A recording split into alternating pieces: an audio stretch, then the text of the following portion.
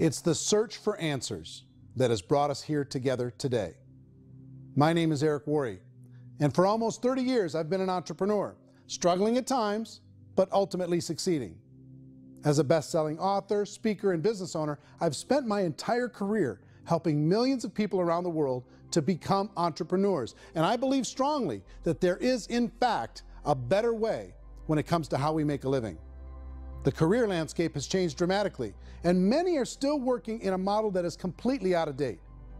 What worked for previous generations isn't working as well for people today. In this film, we're going to explore 3 important questions. First, what's really going on in our working world today? Second, in this new economy, is it better to become an entrepreneur, or is it safer to work for someone else? And third, if a person decides to become an entrepreneur and start their own business, how can they do it without taking on massive risk? To help in this journey, I've brought together some of the greatest experts and thought leaders in the field of entrepreneurship to share the real facts with you. My intention is to give you new information that will allow you to make choices that are not limited by an old, outdated model. Let's start by understanding what's going on in our working world today.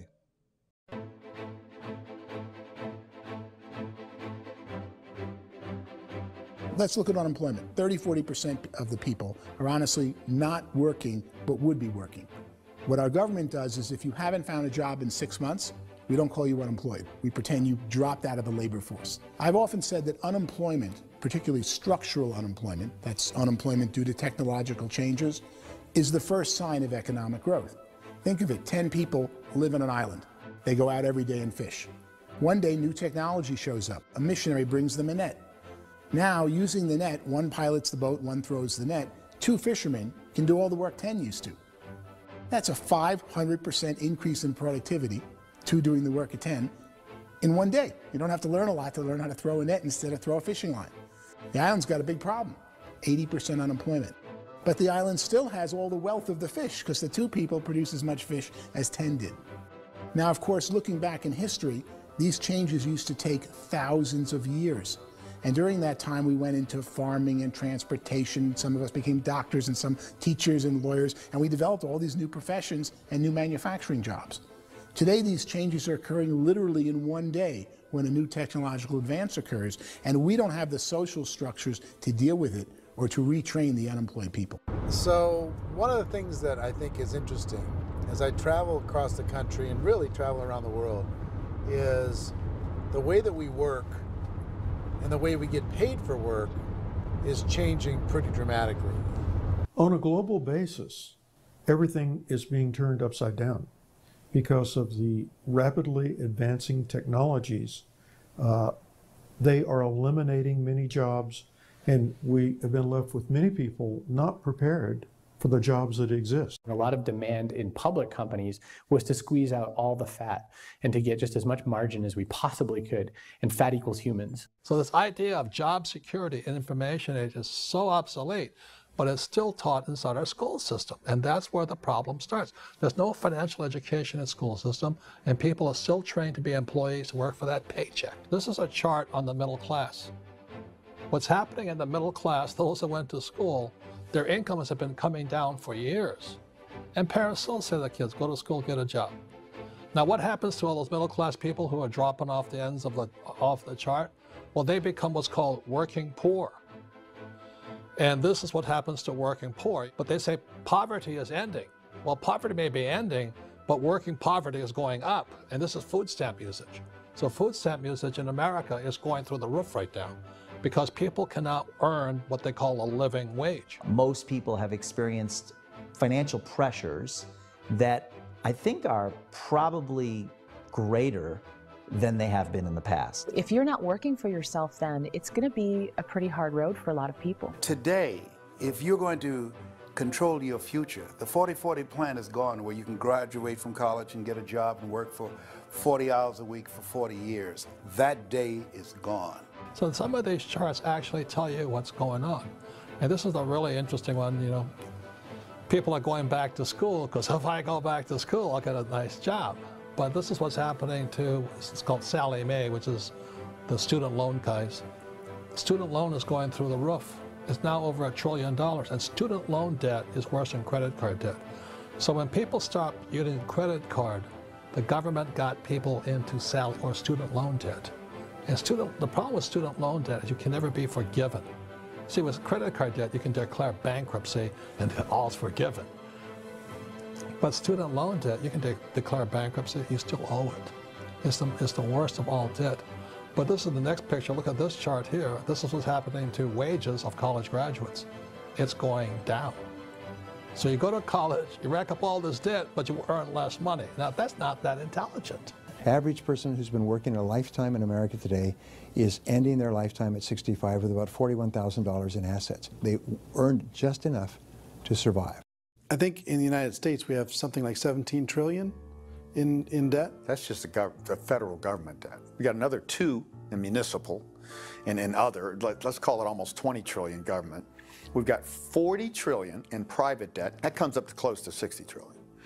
When you then add something we never had before, what you were talking about, when we look at the unfunded portion of Social Security and primarily Medicare, Medicaid, that at the most conservative estimates from outside firms, Kleiner Perkins, 67 trillion and growing. That's more than all our other debt. There's less conservative estimates that say it's 84 trillion or higher. I added up conservatively $127 trillion in total debt. Debt is a financial drug. When you take it to excess, it's like taking a drug. Yeah, it makes you feel better, it enhances your performance, but at a huge cost, eventually it kills you. And so that's what happens. We keep doing more and more debt, and you get less and less results, just like a drug, until the debt gets so high that it crushes the whole system. That's where we're at, 8.2 times GDP. You know who I feel sorry for? I feel sorry for the person who dreads going to work, who is sick to their stomach on Monday morning, who hates their alarm clock, who gets a little glimmer of hope on a Wednesday because it's hump day and says, thank God it's Friday. And they live for those 2 days a week where they get to be themselves and they don't have to be around people they don't like, and they don't have to play the political game in the office, and they don't have to live this half life.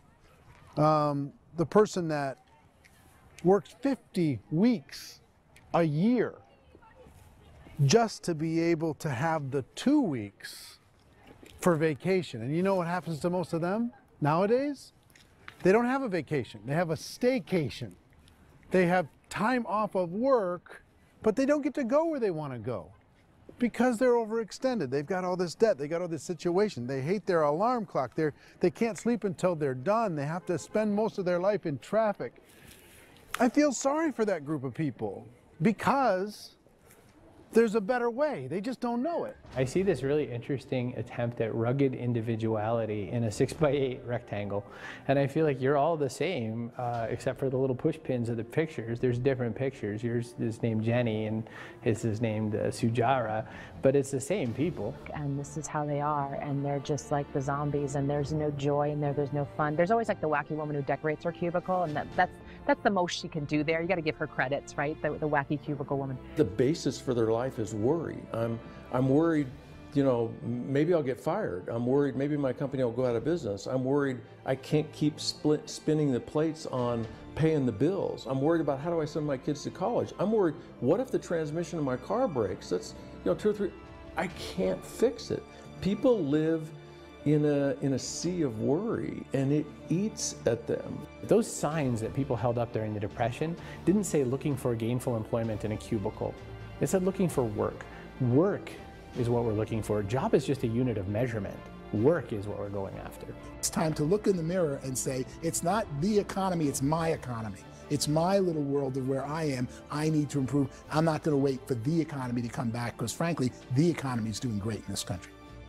So I'm here on Wall Street, the financial center of the universe, the financial capital of the world. This is where most people's money goes to at least be held for a time, right? With interest rates in banks being effectively zero, and many experts are predicting it's going to stay at zero for the next 10, 20, even 30 years, people feel like they don't have any choice but to put their future into equities, to put their future into the hands of other people on this stock market, and hope that the stock market goes up. Hope that the stocks that their advisors pick or that they pick goes up. That's one way to go, I guess. It's my personal belief that if you put your future into the hands of yourself, in other words, you have earning power by yourself, I think you're a better investment than these guys. I think you controlling your future is a better option than handing over your retirement to these guys. The average household income in the United States is approximately $50,000 a year, what they call the middle class.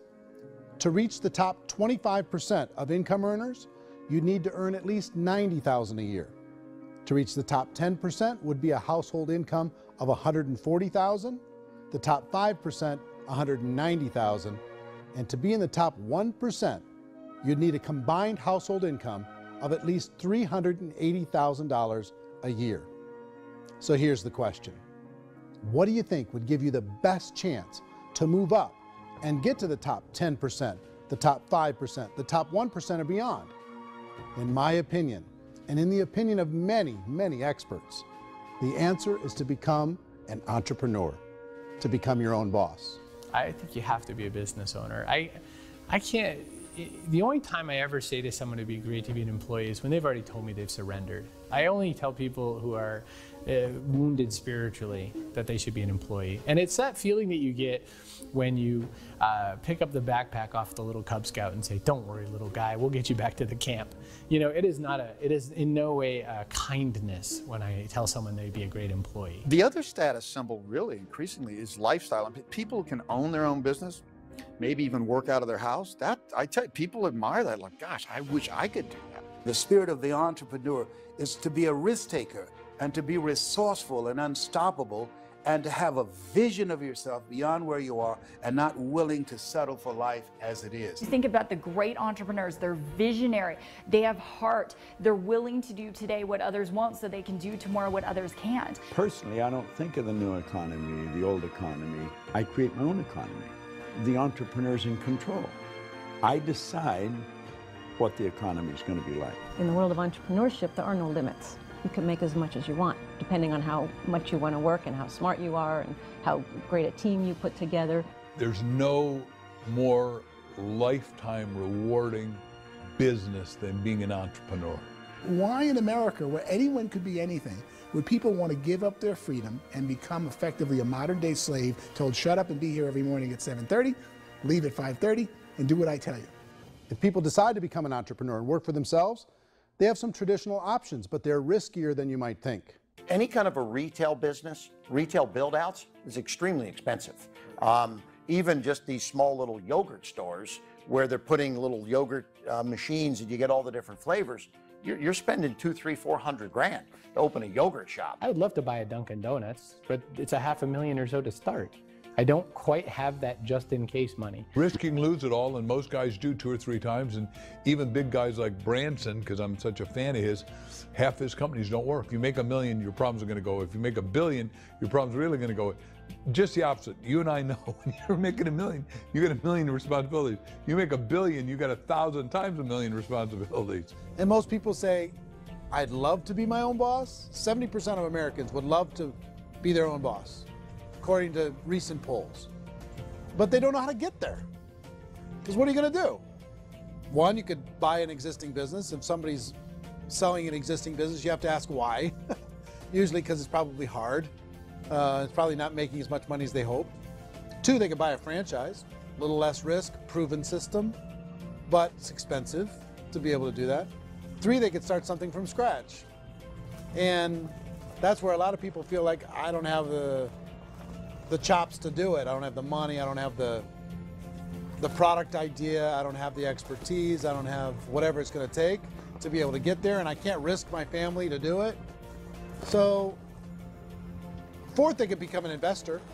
A lot of people in this town invest to try and figure out a way, but you got to be pretty smart with that game too, right? Venture capitalists, who are the very best and most sophisticated in investing in new breakthrough businesses, make it on 1 out of 11. That means 10 out of 11 are mediocre or fail. Most of them fail. That's the risk there. An angel investor is lucky to get 1 out of 15 or 20. A business is a team sport. Like, I have to have accountants, I have to have engineers, I have to have systems designers, I have to have sales, marketing, I have to have accounting, I have to have mission statements, I have to have legal and all that. The average Joe Schmo, even me, I go out there, I don't have the skills to put a business together. I think the bottom line for the 4 traditional options is they take money, sometimes a lot of it. They take expertise, and they take time. All of that adds up to just too much risk for most people. I bought a business from somebody else and it was a lot of work. And you start wondering, what did I just buy? Because I guess ultimately I own your email list and I just overpaid for it. People that start their own business, they spend a lot of money, they spend a lot of time, a lot of effort to get things started. And the more you invest on the upfront, the harder you typically work at it. I can tell you what the success rate is of a restaurant. What is it? They're crazy enough. About 90% of them fail. About 90%, in how quickly? Year less. Wow. And if we're talking non-franchise, we're talking franchise, Sure. That's totally different. Yeah. But our students aren't getting franchise restaurants. You got to invest big money. Exactly. And with someone like McDonald's, you've had to work with the company for a long period of time, really know the To even have a chance at investing $1 million. have a chance, and it's a slim chance. What if there was a way that you had all the proven aspects, the comfort aspects, and you could still control your own life? What if there was both? In other words, you didn't have to create everything from scratch. You didn't have to be a super leader.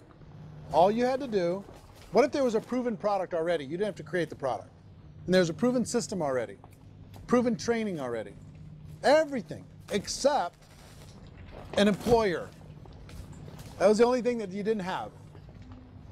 Do you think more people would be open to working for themselves in that environment?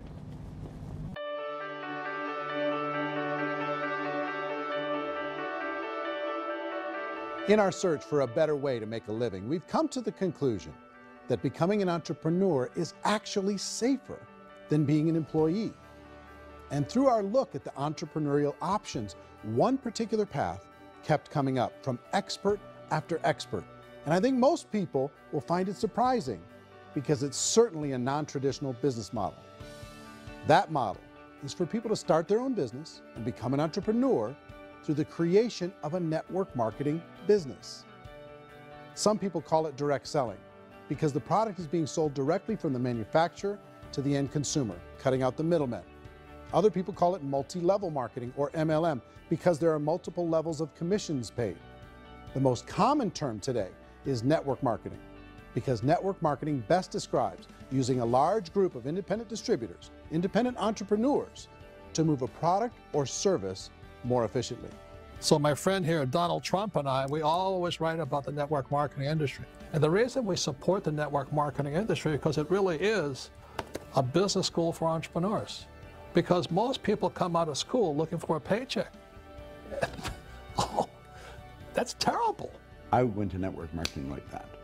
I think if it didn't exist, we should invent it. It is that good. I think direct selling is a great way to do business today. It's very easy to get into that industry, and you can be self-employed, be, in effect, an entrepreneur. When we see multi-billionaires adding network marketing companies to their portfolio of companies, that would be a clue. When we see people who are very famous authors and very famous business people endorsing the industry, that would be a clue. These network marketing companies aren't $50 million companies. They're billions and billions of dollars. They lead the stock market. They're major companies. When we're going to get it? You know, and you're going to school to work for a paycheck. But if you want to be rich, be an entrepreneur. And network marketing gives you the spirit to be an entrepreneur. A traditional company will spend up to 50% of their total revenue on marketing. Network marketing companies use a different approach. Instead of having all that extensive marketing expense, they utilize a network of independent distributors to do the marketing for them. Now, why do they do this? First, because word-of-mouth advertising is so much more effective today than traditional media advertising. Second, some products need to be explained or demonstrated. and an independent salesperson can do that more effectively than an ad campaign. Third, it's completely efficient. The company only pays for the marketing of their product if a sale happens and not before. Imagine if Amazon allowed you to become an independent distributor and paid out 40% of its revenue to that distributor group. All you had to do as a distributor was recommend a product, and if a person bought it on Amazon, Amazon would take care of all the logistics and you'd get paid for bringing the customer. Now imagine you got paid for every purchase that customer made for the rest of their lives. Well, Amazon doesn't offer this option, but network marketing companies do. 85% of all buying decisions in our society are made as a result of word of mouth or reputation. We're recommending things to each other all the time. You know, who's your dentist? Who's your doctor? Who's your lawyer? What detergent, are you using? What legal system are you using? What product are you using? We're talking to each other about the things that we love anyway. When you go into a big box retailer, you're lucky if the clerk looks you in the eye, much less gives you any detailed or accurate information about what you're purchasing. So of course, this personal information, this education coming from a friend, a neighbor, a relative, or even a stranger, but one who has experience with the product is extraordinarily valuable. As a matter of fact, network marketing can educate consumers probably better than any other form of marketing. It certainly can do better than advertising, because advertising usually has a certain hype to it and you can only get limited information. So, network marketing trumps advertising. If you were a typical sales company and you wanted to sell $1 million a month worth of product, you might go find 100 superstar salespeople. The quota would be $10,000 a month. So network marketing as a distribution system just flips the numbers. So we use 10,000 happy, raving fans of a particular product, and we don't concern ourselves so much with how much product each one of them individually sells. If they sell just $100 or $200 a month, and there's 10,000 of them, you're selling $1 million to $2 million a month worth of product. And that's the best way I can explain how network marketing works. This is the marketing arm of the company. There's not money being wasted on bricks and mortar. There's not money being wasted on inventory that's sitting stagnant somewhere. There's not employees standing around that don't have customers. These are people that are going to connect with customers. These companies allow people to become independent distributors for extremely low cost and with no minimum time or sales quota. Essentially, they own their own business and can provide as much or as little sales as they choose. In other words, the distributor gets all the benefits of traditional business ownership without the risk. The advantage of network marketing is the ease of entry, the low risk, and the low startup cost, because almost everything else has very high risk. You can get in for a minimal investment. You're buying into a system that's already been proven, products or services that have been proven to work. The keys to network marketing is providing an opportunity for the masses to get involved, providing an opportunity for the average person who doesn't have the resources to start their own business. All of this so far is fairly straightforward, but network marketing offers another benefit, and it's this benefit that makes it so interesting for entrepreneurs. Network marketing allows a distributor to build their own network of other distributors and then compensates them on the sales created by that entire group. Direct selling is, at its base, very simple. It's the sale of a product or service to an individual on a face-to-face, one-on-one basis, just the way we're talking right now. But there's an important element as well, and that's the offering in conjunction with that sale of product, the offering of an opportunity for someone to make something of themselves. No matter what your social status is, no matter what language that you speak, I mean, look how many unbelievable people are becoming successful that speak every kind of language out there. What an awesome gift to give the world. Instead of having to work your way up in a system and prove that you could be a sales manager, they just decided everybody can be a sales manager. Everybody gets to build a sales team from day one. And so what that brought into the system of growth as a direct selling company is the concept of compounding or geometric progression. Because now you can actually grow a sales force very quickly because everybody is enrolling people in their own sales force. People who are like, oh, this is weird, I'm building a sales team, or what do you think you do at a regular company? How do you think a regular company works? Network marketing is the only industry that doesn't say your past determines your future. looks at your past and says, okay, now what can we train you to do so you can have a great future? Every other employer out there wants to exploit you for what you already know, not teach you something new. Network marketing has the potential to save the United States and the world because it's going to teach people not to be employees, but to be entrepreneurs.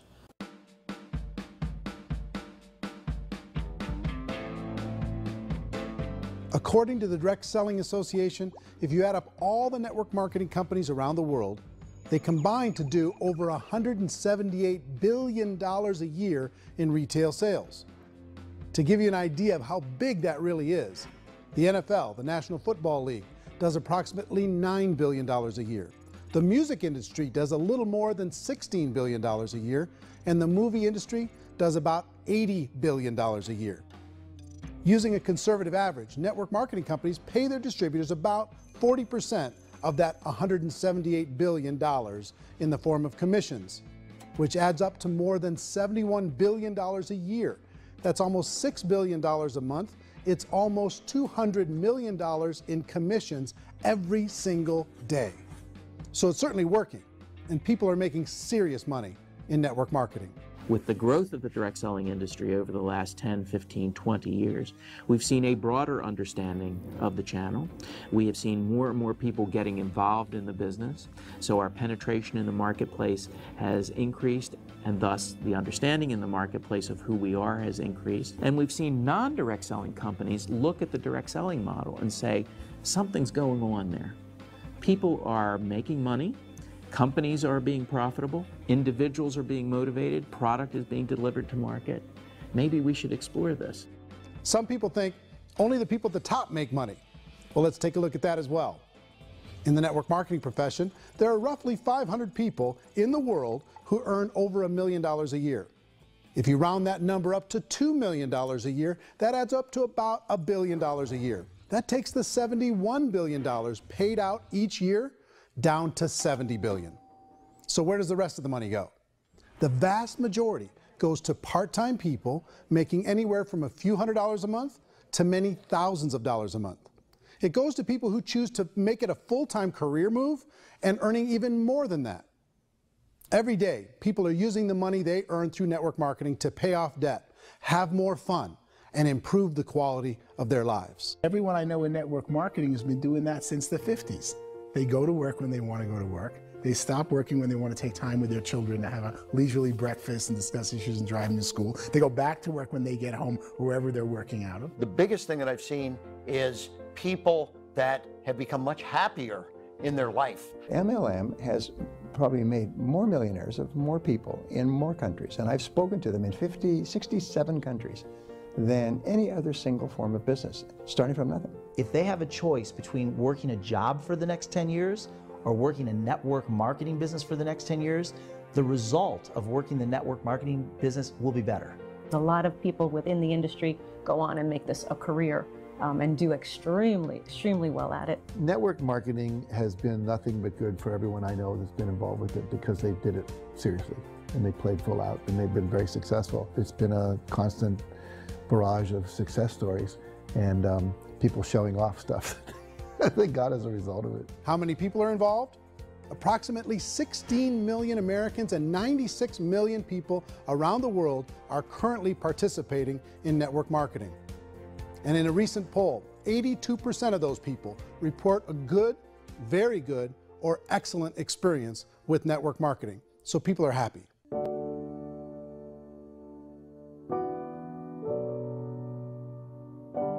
So I've taken a look at the network marketing profession and really tried to understand why so many people are confused as to the validity of this as a business. One is this pyramid shape. People get really messed up with this pyramid. Oh, it's one of those pyramid things. So I just think there are a lot of haters out there who really don't understand the industry and say, oh, it's a get-rich-quick scheme. It's a pyramid. Well, corporate America is a pyramid scheme. You know what I mean? It goes like this. You have thousands of MBAs, let's say working for Ford or General Motors or Coca-Cola. If all these MBAs, they're all trying to get to here, that's a pyramid. Only one guy's going to make it. Every 10 years, one's going to make it. Whereas you look at network marketing, it's like this. So you're here, and your job is to develop other CEOs coming up behind you. So it's an inverse pyramid. In network marketing, it's a very simple concept. If you sell product, you get paid. It is paid based on production. There is no first mover's advantage. There is no investment component where the more somebody spends, the more they're entitled to make. So the two are polar opposites of each other. It doesn't matter what shape the company is or the compensation plan is shaped, whether it's a circle or a pyramid or a triangle or a trapezoid, it doesn't matter. If compensation is coming primarily from recruitment, then you've got a problem. On the other hand, if an operation is basing their compensation to participants on the basis of sales, even when those sales are generated by people you've recruited, well, then you're a perfectly legitimate enterprise. That's the legal test, it's the practical test. Another issue that's been true in the past that is no longer true now is people used to be in network marketing loaded up with products that they couldn't sell, and they ended up a loser. They ended up with a bunch of product in their garage, they ended up with a bunch of products sitting in their kitchen shelves or whatever, and they thought they could sell it, and then they weren't willing to or able to sell it, and they ended up with a bunch of stuff, and they were bitter about it. There was this thing called front loading where you had to buy, like, well, if you bought $25,000 worth of product, you got better commissions and all this. Today, it's almost all done by computer. It's direct mail comes from a warehouse somewhere else. You don't have to have all this inventory. You don't have to stock up. It's a paperless world now. You know, most of it's done online. You have a back office. It really works. And I mean, the technology has changed everything. Third issue is people start talking about 99% of people in network marketing don't make any money. Well, we've talked about that over the course of this journey together. Almost $200 million a day is being paid out to network marketing distributors around the world. The naysayers, the people who say that it doesn't work, are usually the ones who just don't know how to make it work for themselves. And so they're giving you an opinion, and I tell people, don't confuse people's opinions with expertise, because opinions are free. And don't confuse sincerity with the truth, because people can be sincerely wrong. But here's the reality inside of network marketing. The vast majority of people that get involved in network marketing just become customers, and they get involved to be able to purchase product at a lower price. If you take Costco as an example, if a person goes into Costco and gets a membership to Costco so they can get a lower price on the product, we don't call that person a loser because they have a bunch of product that they walked out with a smile on their face. Yet when some people want to take a look at network marketing, they say, well, those people, they're just using the product and they aren't earning an income, so they must be a loser. They're not a loser, they're a happy customer. That's the vast majority of people that are involved in network marketing. Now, a smaller percentage of those people decide to go build a business. They earn $300 a month, $500 a month, $1,000, $2,000. That's the bulk of earnings in network marketing. And then there's the few that really decide to take it serious, really decide to build a large network, really work to make that network very, very productive. And those people make huge amounts of money, and there's no cap. What I do as an outside economist, just somebody looking at this industry like any other industry I speak and say, look, what's the realities of this? 1% do incredibly well. 10% generate some additional income at pretty low risk and effort. That's not, and 90% of people roughly end up customers. One thing that I think is real when it comes to people's perceptions about network marketing is people put this, and distributors, I think, involved in network marketing have some responsibility for this. They have sometimes unrealistic claims about the product or about the income. Most people who become distributors, they want the money, they want to be successful, but they don't have the skills. They don't know what to do. And when people don't know what to do and they're in a new business, they're scared. And when they're scared, they panic and desperation kind of sets in. So they think everyone they talk to has to get in. So if I talk to you and you say, well, no, I don't have time to do that, they're like, no, I need you. You have to do this or I won't be successful. So I start clawing on you. I start that desperation. So then I start making claims about the product, which are not appropriate, probably not even true. Or I start saying, oh, let me show you how you can make all this money and you don't have to do anything, Eric. And so you just totally misrepresent the opportunity, and you're clingy with people because you think you need everybody to be successful. And you don't. You know, one of the messages that I try to deliver most forcefully to companies as well as salespeople in direct selling is that you don't have to overpromise. The reality is in network marketing, there's a lot of hard work involved. There's a lot of effort. You're going to have to develop yourself. It's a business like anything else. It's going to take some time, but in my opinion, it's better.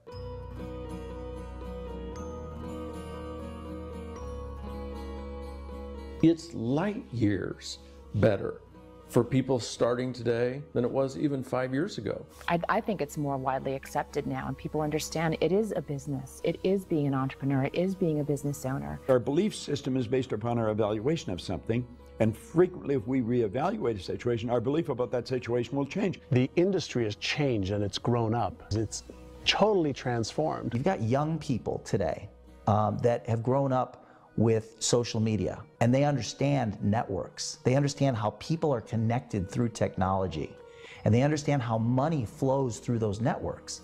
So when they see network marketing, they don't see it the way their parents saw it. And we've all learned, the larger industry that you represent, has all learned from those mistakes and flaws and errors that have happened early on. Early algorithms didn't work the right way. That's all fixed. It's like when they design a computer program, they design the program, then they run it, and then they go back through and they debug it.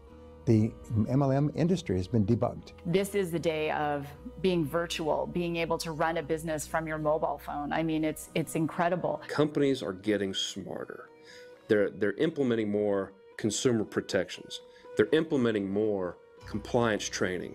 They're doing more with respect to product research. If you do get involved and you make purchases of inventory, even on a voluntary basis, if you decide that this business is not for you, you can leave and have that inventory repurchased by the company. There's no other business that offers that kind of protection on a voluntary, self-regulatory basis.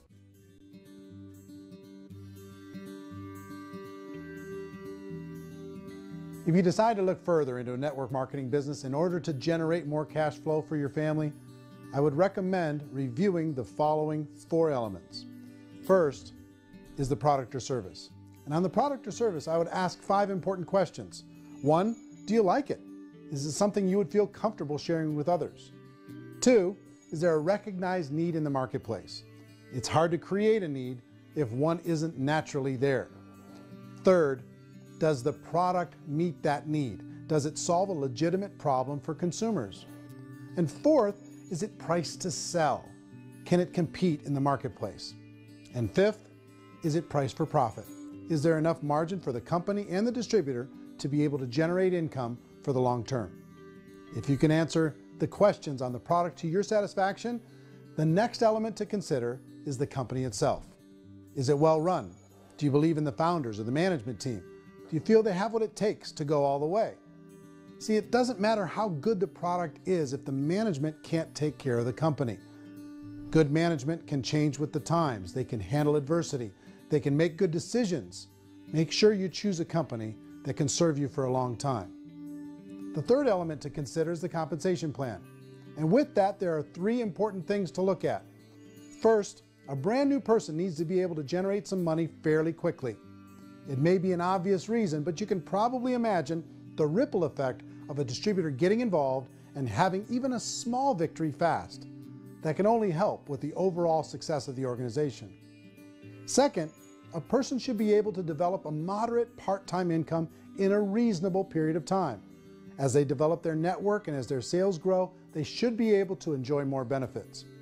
And third, for the people who are really serious, for those who decide to really go pro in the network marketing profession, there should be the possibility to make a serious full-time income if they work hard and are committed to developing their skills. If you're comfortable with the product, the company, and the compensation plan, the last thing you should look at is the support that will be made available to you. Does the company have a website? Does it have a solid online reporting tool? Do they have comprehensive training available? Do they host events to help you build your business? If you decide to do this, what kind of a support system can you plug into? Choosing a network marketing company is a personal decision. But evaluating the 4 elements of product, company, compensation plan, and support is a great place to start. Is the company promising that you're going to get rich quick or that you can make a lot of money without a lot of effort? That's a red flag. Is there a product that you really believe in that you think can be sold? Or are you being told by salespeople or the person who's trying to recruit you or by the company itself that don't worry about the product, all you have to do is recruit other people into the business? Red flag, warning sign. If you're hearing that, take a second or even a third look. Get to know the customers, the products, the business, have some success, and see where the opportunities might take you to move up in the organization. You want to find out, how concerned are they about my education, my training, and my development? Is there a space for me to grow? Most important question. Learn everything that you can about the product, make sure it's something that you believe in, and learn everything you can about the industry and work that system. You have to be very passionate about whatever that company is doing. I would get involved. You can always test drive anything, you know, the product, the service, the community, and then lean into it a bit. If it feels good, then lean into it a lot.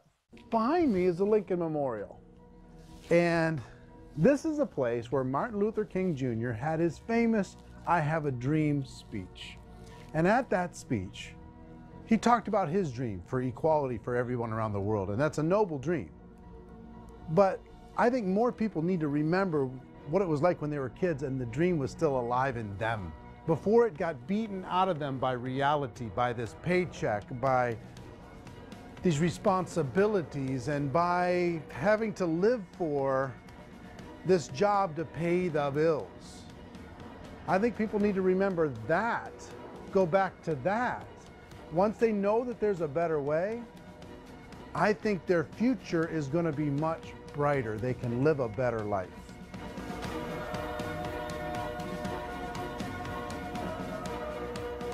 So if you're considering getting involved in a network marketing company, let me offer you just a few pieces of advice. First, network marketing isn't perfect. It's emotional, it's challenging. Like any entrepreneurial venture, it can have its up days and its down days. But if you have an entrepreneurial bone in your body, it's just better. Second, if you're gonna do it, decide to be professional.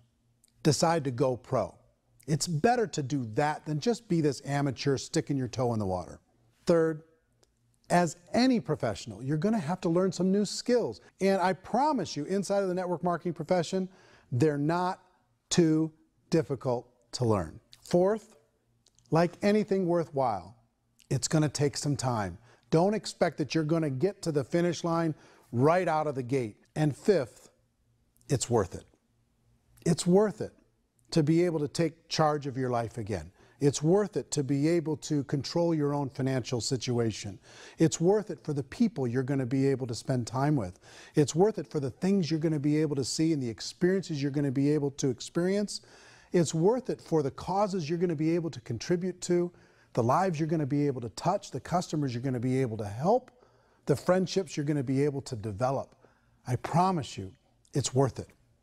Remember, most people are searching for answers just like you are.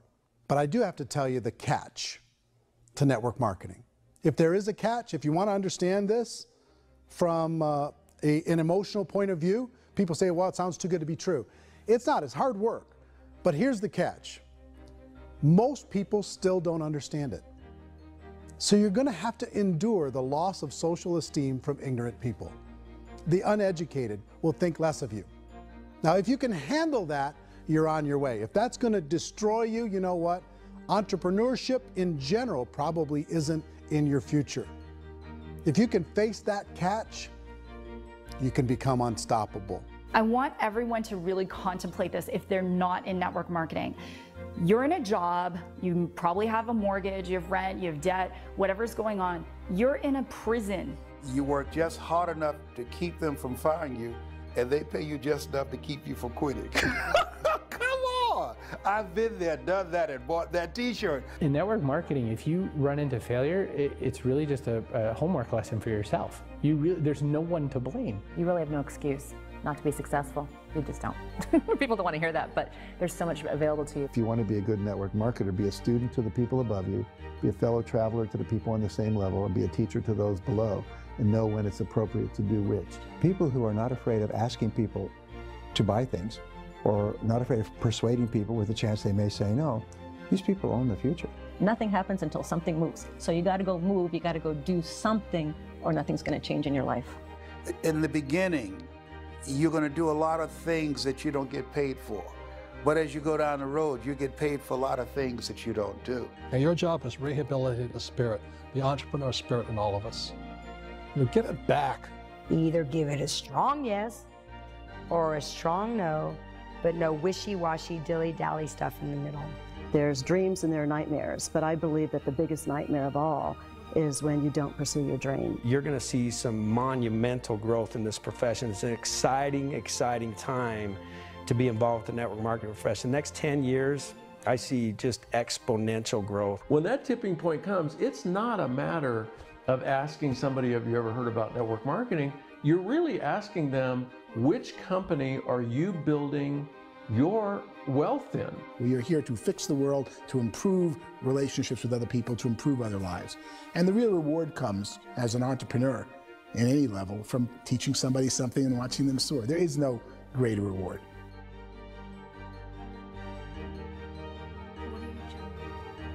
Life's too short to spend it living someone else's dream instead of your own.